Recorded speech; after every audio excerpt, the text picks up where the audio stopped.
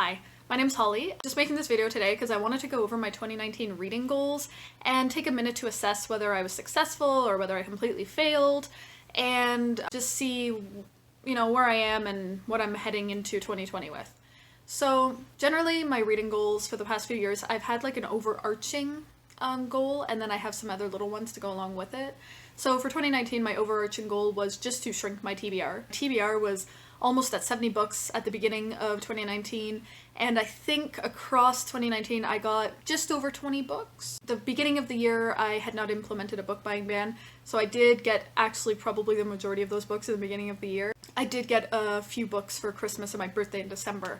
Besides that, I really didn't obtain very many books this year, which I'm quite satisfied with. I unhauled a lot of books this year from my collection, from my TBR. It felt good not to just get a pile of books and grow my TBR and feel super stressed out about it. So I was left with a reasonable sized TBR, but I still wanted to shrink it down further. I feel like for me, about 20 books is a nice sized TBR, and I would not be unhappy if it was smaller. It does not stress me out to not have a lot of books to pick from. The library does exist. I did unhaul a bunch of books. I think I unhauled about 25 books from my TBR, and a lot of that was books that I had gotten at a big sale from Book Outlet, and they were books all part of a series, and I decided to DNF those series.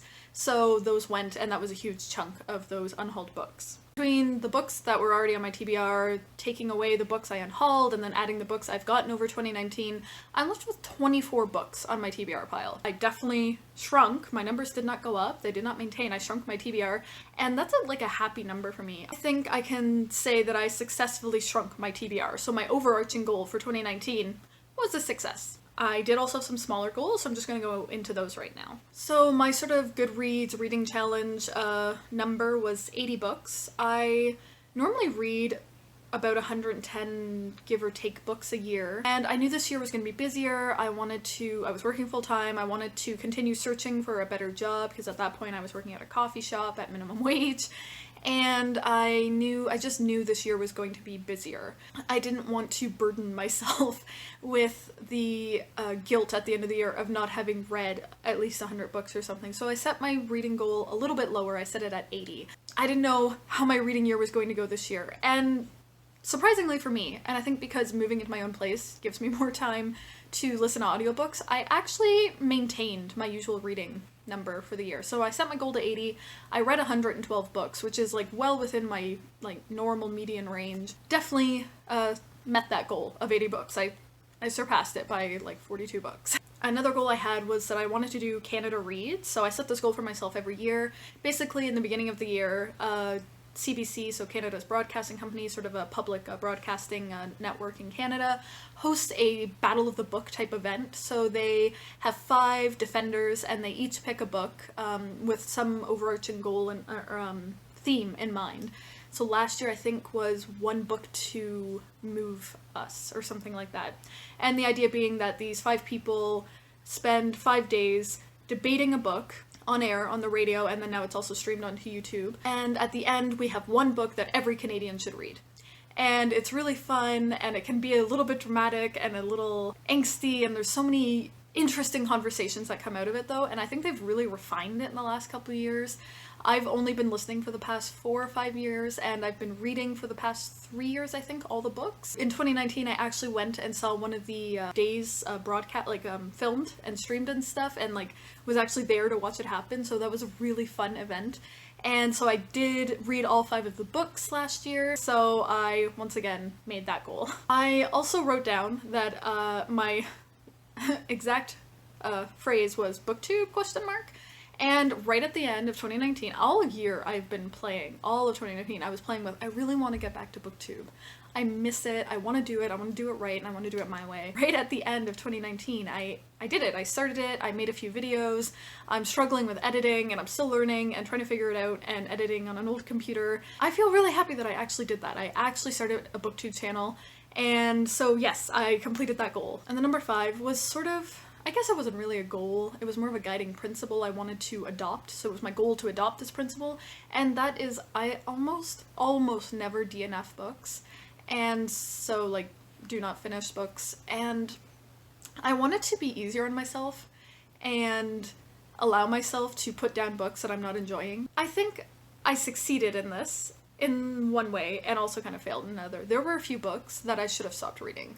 And I think all of those books listed in the worst books I read of 2019, that video, were good examples of books that I should have just stopped reading. But I did, however, look at series I was reading and not enjoying. Like, sometimes it's even the first book, I won't enjoy it, and I'll continue the series. Or I'll love the first book, and every other book after, I'm not liking. And I've not been terrible. There's been instances where I've just not, decided to not finish the series. But a lot of times, I'll just keep going with the series, and I'm struggling through it, and I hate it, and I'm just left unhappy and unsatisfied. So I did go through, and I looked at a lot of the series I had on the go, and I DNF'd them. I just said, nope, I'm done with that series, I don't care what happens. And I had a huge long list of series that I had started and ended up crossing off and decided not to finish. And some of those I've been sitting on for the past few years that I just didn't want to keep reading because it wasn't interesting, but I was making myself feel bad for not finishing them. I gave myself permission to just give up on them, and it feels really liberating not to have all those books waiting to be read when I really don't want to read them.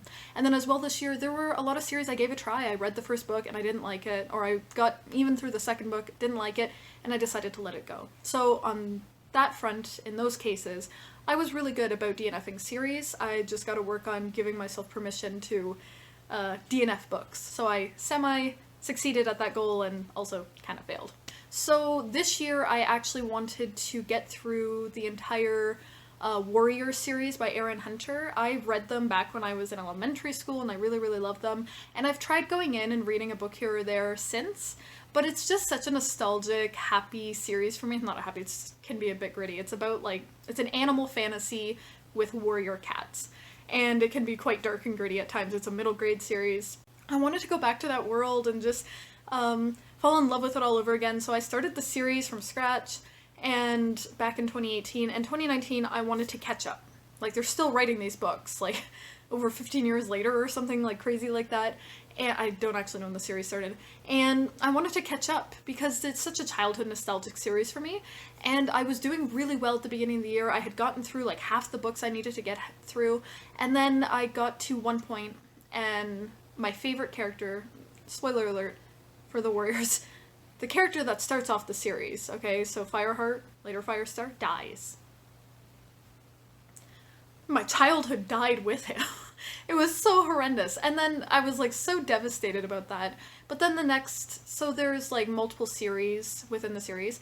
The next series that I had to move on to after that was a prequel series, and I was so bored by the first two books. I was done. I was like, Firestar's dead, what's the point? And these books are boring. So I actually unhauled all the Warriors books, and it makes me a little bit sad to think about it because it was my childhood, but there was no way I was going to read those again knowing what I knew. Like, it literally, Firestar dying ruined the rest of the books for me. I just can't find joy in them knowing that he dies after he survives so many series. And I mean, like, I guess it really speaks to like how prolific these books have become, that we've apparently gone through an entire cat's life. A cat who has 9 lives, by the way, if you don't know the lore of this fantasy series, but it was just devastating to me. So I did end up failing at that goal because I DNF'd the series. Anyways, 2019 overall I think was a pretty good reading year for me. I still read 112 books. I feel like I'm a lot more focused on what I want to read, and I feel so much comfortable. My TBR has been a source of like, not actual stress, but like nerdy stress for the last 2 years, and I feel like I finally have it at a size that I'm very comfortable with, and I look forward to trying to make my 2020 goals, which will be in a future video.